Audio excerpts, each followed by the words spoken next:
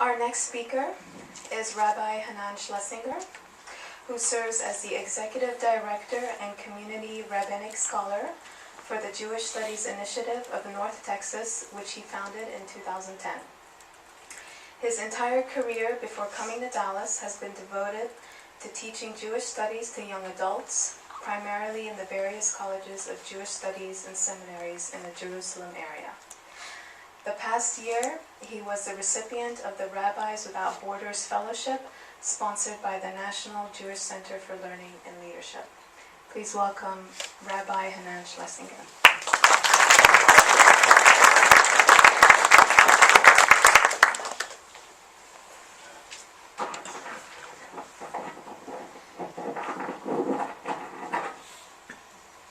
Good evening, everyone.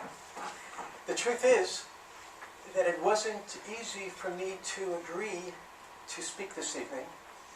It was hard for me to wrap my head around the topic of the evening. My life, all the concepts that I know are filtered through traditional Jewish texts, traditional Jewish concepts, and I didn't immediately connect who I am and what I know to the idea of service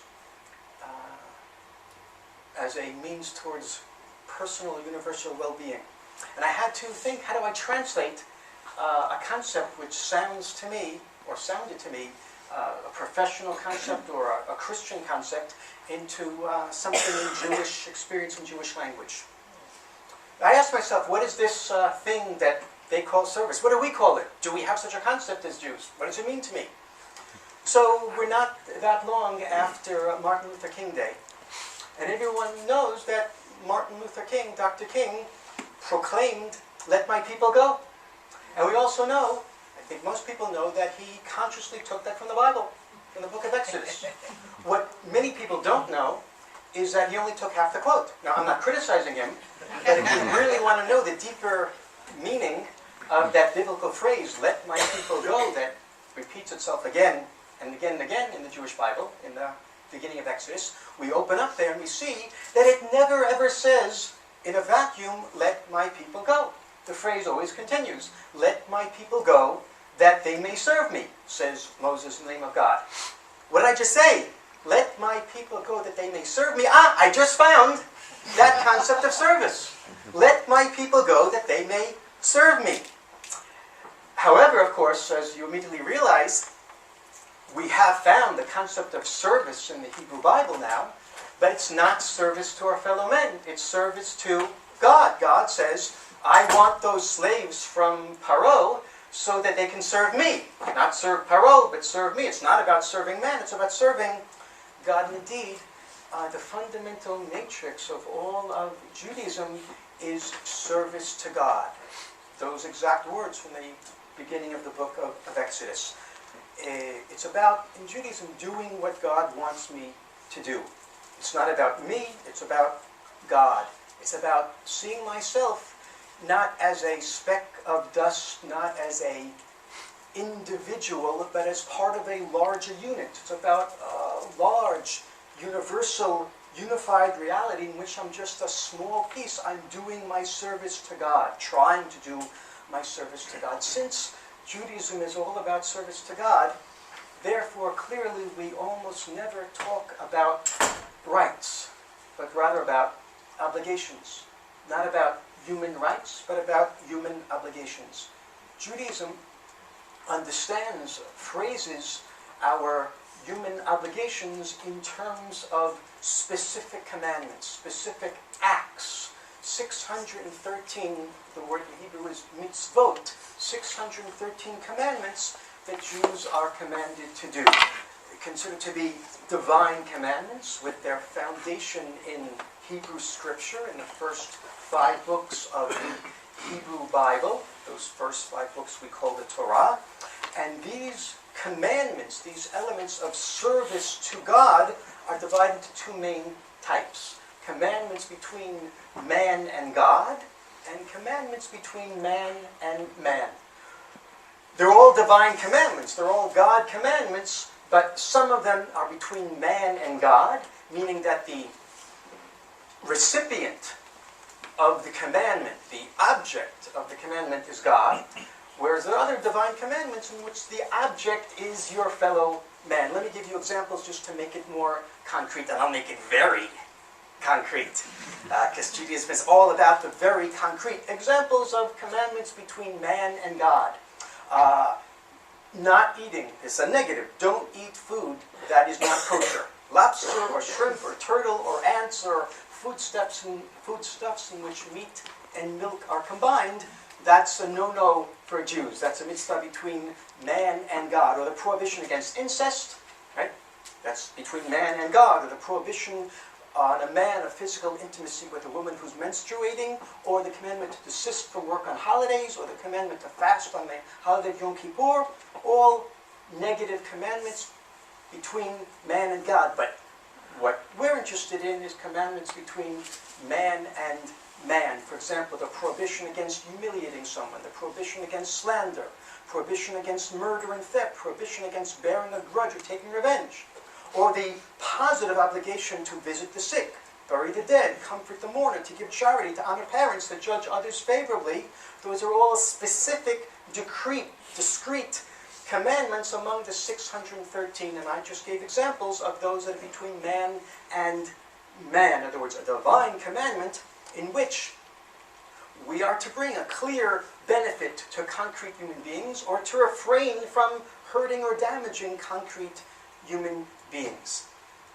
So we're defining, Judaism defines these acts of goodness towards man as elements of service to God. The whole rubric is the service to God.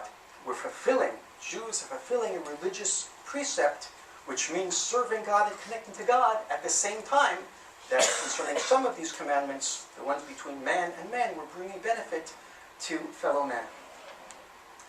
Now, when we talk, or if we talk about the benefit of this type of service, the benefit to the person who is performing, who is doing, I'm going to suggest that if we cut this off from the larger context, we're being profoundly myopic. We're missing the forest for the trees from a Jewish perspective, and I'll explain.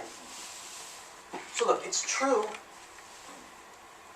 it's a truism that service to our fellow human beings provides our lives with deep meaning. We feel needed, we feel we've done something worthwhile, we've accomplished something, our existence is not in vain, and in serving others we bond with them, we feel connected to something beyond ourselves. We're not just a little speck of dust floating aimlessly in the vast cosmic wilderness. Of course, what I just said now was not particularly Jewish. Of course, it's all perfectly true. And for modern secular man, service to the other is clearly a way of finding deeper meaning in one's life. To me, that's doesn't have to be said. However, from a Jewish point of view, that is only one small element of a larger system, and I would not want to take it on its own. Because from a Jewish point of view, life's meaning indeed does come from service to others, but not merely from that, and not even directly from that. Rather, serving others, as I've been trying to put forth, is part of something larger. It's part of serving God. It's part of a vast universe of meaning and joy in which I'm connected not just by serving the other, but by every individual act of performing precepts, every act of serving God. I'm connected to a larger picture that encompasses all of being and all of time. I'm not exaggerating, by the way. That's my experience. I have a role, and I have a purpose, and I know who I am and why I'm here. I'm part of a chain of tradition in which I'm serving God, not alone, but together with past generations and future generations, as well as with Jews in the present all around the globe. And that sense of connection, that sense, therefore, of wholeness with the fabric of being comes not just, it comes from, but not just from serving others. It comes from every single mitzvah act, every single act that's part of the framework of commandment. And that sense of meaning, one part of it, but only one part of it, comes from like fulfillment of commandments between man and man. So fulfillment of these commandments between man and man adds an additional portion of joy and meaning to my life. I'm speaking personally. For all the reasons that Adler and his followers have found, but also for reasons that go beyond it. When I comfort the mourners and visit the sick, I'm not only serving those people and connecting to those people that I'm serving, and I'm not only connecting to the others who are serving together with me, but I'm connecting to all other Jews that have done that act in the past, in the present, and in the future. I'm connecting to God. I'm connecting to a larger tapestry. And I'm becoming something, part of something much, much bigger than myself.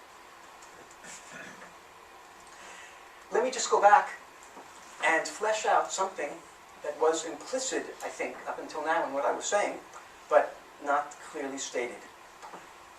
Judaism is constituted as a system of commandments, mitzvot, and the commandments are overwhelmingly discrete, quantifiable, physical deeds. What that means is that Judaism is not primarily about belief.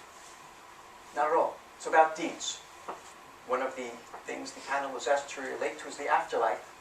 So Judaism believes in the afterlife, but it's not important. What's important is this life, this world, the deeds we do. We have some beliefs. God is one of them. Pretty important. But it's important not in a vacuum. It's important in that it commands me. The belief in God brings upon me the command to do things in this world. And as I said, some of those things are between man and man. Judaism is all about the physical world. It's about the body within the soul, which means it's about the community. It's about physicality. Because human beings are not just souls. We're souls within a body. We're minds within corporality. And it's all about that amalgam of the body and the soul. We do in this world which God created and placed us in, we do what we do not for the sake of another world, but for the sake of God who put us in this world and for the sake of this world. Being that we're in a Christian country, and the buckle of the Bible Belt, and an SMU, no less, I have to respond to the millennia-old Christian critique of the conceptual system that I just put forth. And that's, of course, the critique of legalism. Like, I'm only on one foot, so I'm not going to say that much. But I do want to say that the Jewish experience is that serving mankind as the fulfillment of legal commandments within a framework of divine service does not, in my experience, detract from the quality of the connection between human beings. It does not make the acts perfunctory, and it does not suck the soul out of them. Neither the man nor the deed is made heartless. Our system does not subtract, but it rather adds. The inner experience is facilitated and enriched.